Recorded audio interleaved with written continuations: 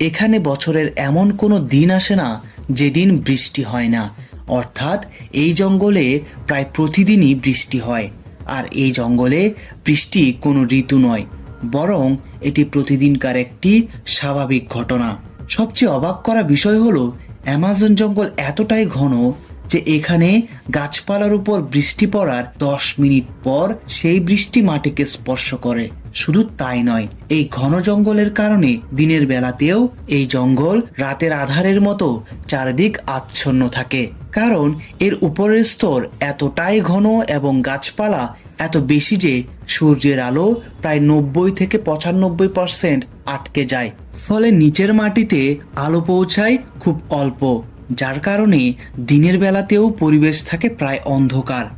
একটা গাছ কেটে ফেললে পেছনে ফাঁকা জায়গা দেখা যায় না, কারণ বড় গাছের নিচে ছোট গাছ, তার নিচে ঝোপ, তারও নিচে লতা আর ফার্ন, মানে একটার নিচে আরেকটা জঙ্গল। এই জন্য অ্যামাজনে 1 মিটার সামনে কি আছে অনেক সময় সেটাও দেখা যায় না। বিজ্ঞানীদের সম্মিলিত গবেষণায় দেখা গিয়েছে অ্যামাজন জঙ্গলে 430-এরও অধিক প্রজাতির স্তন্যপায়ী প্রাণী, 1300-এরও অধিক প্রজাতির পাখি, 400-এরও অধিক প্রজাতির সরীসৃপ, 1000-এরও অধিক প্রজাতির উভচর, 3000-এরও অধিক প্রজাতির মাছ এবং 25 লক্ষেরও অধিক প্রজাতির পোকামাকড় রয়েছে। মানে হলো শুধু এই এক জঙ্গলেই আছে প্রায় 50 লক্ষের কাছাকাছি ভিন্ন ভিন্ন প্রাণী প্রজাতি। পৃথিবীর যত প্রাণী প্রজাতি বিজ্ঞানীরা চেনেন বা আবিষ্কার করেছেন তার প্রায় 10% শুধু অ্যামাজনে বাস করে। অ্যামাজন জঙ্গলের একটি বড় গাছে পাখি, পোকা, ব্যাঙ, সাপ মিলে শত শত প্রাণী একসাথে বসবাস করে।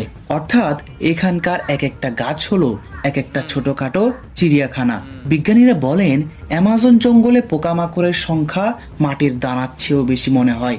এই জঙ্গলে 1 বর্গ মিটার এলাকায় প্রায় হাজার হাজার পোকামাকড় থাকাটা যেন স্বাভাবিক বিষয়। প্রতি বছর অ্যামাজন জঙ্গলে শত শত নতুন প্রাণী প্রজাতি আবিষ্কৃত হয়।